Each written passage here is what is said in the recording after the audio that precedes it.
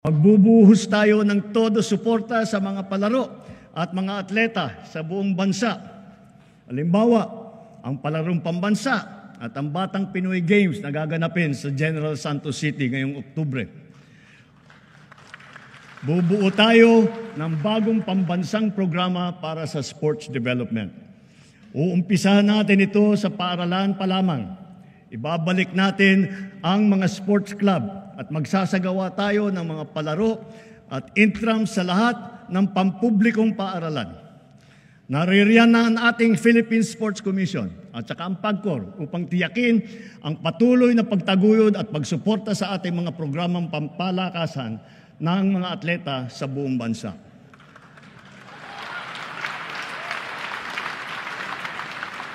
Dahil sa mga ito, ang ating kabataan ay maagang namumulat sa sport, humuhusay at tumataas ang kumpiyansa.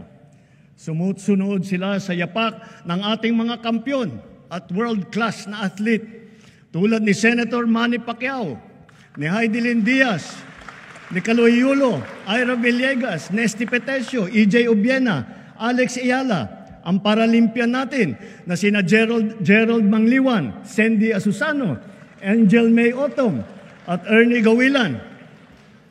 At siyempre, pati pa ang ating kampyon sa Asian Winter Games, Philippine Men's Curling Team. Akalain mo nga naman, walang winter dito sa Pilipinas. Napatunayan pa rin natin na kaya natin maging kampyon sa Winter Games. Kilalanin natin ang mga atleta na umani ng karangalan para sa Pilipinas.